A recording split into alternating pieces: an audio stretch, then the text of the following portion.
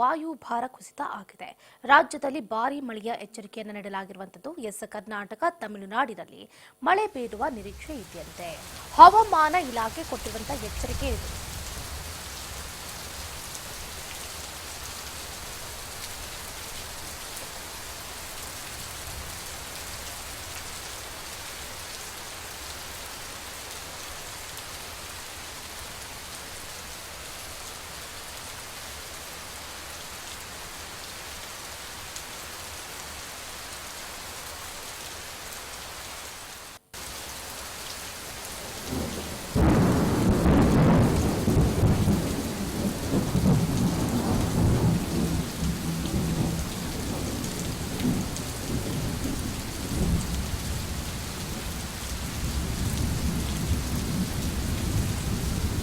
ಬಂಗಾಳ ಕೊಲ್ಲಿಯಲ್ಲಿ ವಾಯುಭಾರ ಕುಸಿತಗೊಳ್ತಾ ಇದೆ.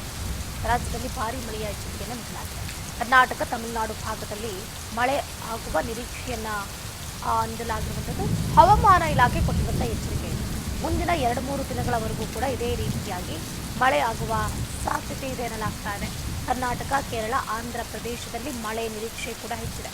ರಾಜ್ಯದ ಕೆಲವು ಭಾಗಗಳಲ್ಲಿ ಭಾರೀ ಮಳೆ ಆಗುತ್ತಂತೆ. ತಮಿಳುನಾಡು, ಆಂಧ್ರ ಪ್ರದೇಶದಲ್ಲಿ ಮಳೆರಾಯನ ಆರ್ಭಟಕ್ಕೆ ಜನರು ಕಂಗೆಡದಿದ್ದಾರಂತೆ. ಕರಾವಳಿ ಭಾಗದಲ್ಲಿ ಮಳೆಯ ತೀವ್ರತೆ ಹೆಚ್ಚಿರುವ ಸಾಧ್ಯತೆ ಇದೆ ಎನ್ನಲಾಗ್ತಾ ಇದೆ.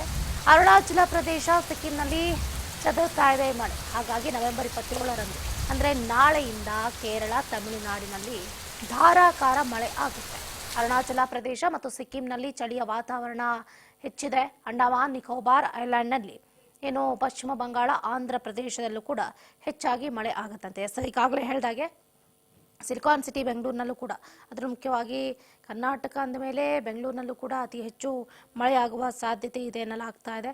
ಯಾಕಂದರೆ ಬಂಗಾಳ ಕೊಲ್ಲಿಯಲ್ಲಿ ವಾಯುಭಾರ ಕುಸಿತ ಸಂಭವಿಸಿದ್ದು, ಇದರಿಂದ ಹಿಂದೂ ಮಹಾಸಾಗರದಲ್ಲಿ ಚಂಡಮಾರುತ ಪರಿಚಲನೆ ಸೃಷ್ಟಿಯಾಗಿದೆ. ಇದರಿಂದ ರಾಜ್ಯದ 12 ಜಿಲ್ಲೆಗಳಲ್ಲಿ ನವೆಂಬರ್ 29ರವರೆಗೂ ಕೂಡ ಭರ್ಜರಿ ಮಳೆ ಆಗುತ್ತೆ ಅಂತ ಭಾರತೀಯ ಹವಾಮಾನ ಇಲಾಖೆ ಮುನ್ಸೂಚನೆಯನ್ನ ನೀಡಿದೆ.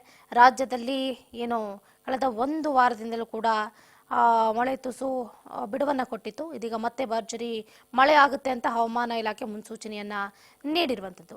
ಹಾಗಾದ್ರೆ ಯಾವ್ಯಾವ ಜಿಲ್ಲೆಗಳಲ್ಲಿ ಮಳೆ ಆಗುತ್ತೆ ಅನ್ನೋದನ್ನು ಕೂಡ ಗಮನಿಸಬೇಕಾಗತ್ತೆ. ಯಾಕಂದ್ರೆ ಮುಂದಿನ ದಿನಗಳಲ್ಲಿ ರಾಜ್ಯದಲ್ಲಿ ಭರ್ಜರಿಯಾಗಿ ಮಳೆ ಆಗುತ್ತೆ.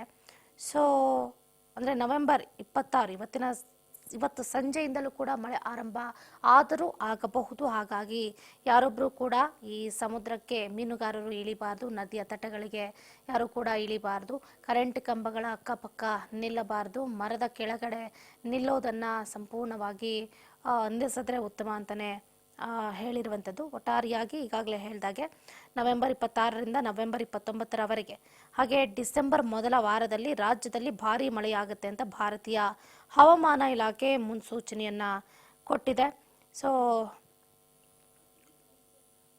ಒಂದು ಕಡೆಗೆ ಏನಾಗ್ತಾ ಇದೆ ಅಂತಂದ್ರೆ ರಾಜ್ಯದಲ್ಲಿ ಒಣ ಹವೆ ಇದೆ, ಅದೇ ಮುಂದುವರಿತಾ ಇದೆ. ಬಟ್ ಈ ಭಾಗದಲ್ಲಿ ಬೀದರ್ ಆಗಿರ್ಬೋದು, ಕಲಬುರಗಿ ಆಗಿರ್ಬೋದು, ಧಾರವಾಡ ಆಗಿರ್ಬೋದು, ಯಾದಗಿರಿ, ರಾಯಚೂರು, ಬಿಜಾಪುರ, ಬಾಗಲಕೋಟೆ, ಗದಗ, ಹಾವೇರಿ, ಶಿವಮೊಗ್ಗ ಹಾಗೂ ಚಿಕ್ಕಮಗಳೂರು ಜಿಲ್ಲೆಗಳಲ್ಲಿ ಕನಿಷ್ಠ ತಾಪಮಾನ 13ರಿಂದ 15 ಡಿಗ್ರಿ ಸೆಲ್ಸಿಯಸ್ನಷ್ಟು ಇರುತ್ತಂತೆ. ಚಳಿಯ ವಾತಾವರಣ ಹೆಚ್ಚಾಗಿರುತ್ತೆ. ಇನ್ನು ನವೆಂಬರ್ 26ಕ್ಕೆ ರಾಜ್ಯದ ಬಹುತೇಕ ಒಣ ಹವೆ ಇರಲಿದ್ದು, ಒಂದೆರಡು ಕಡೆ ಮಂಜು ಮುಸುಕಿನ ವಾತಾವರಣ ಕೂಡ ನಿರ್ಮಾಣ ಆಗುತ್ತಂತೆ.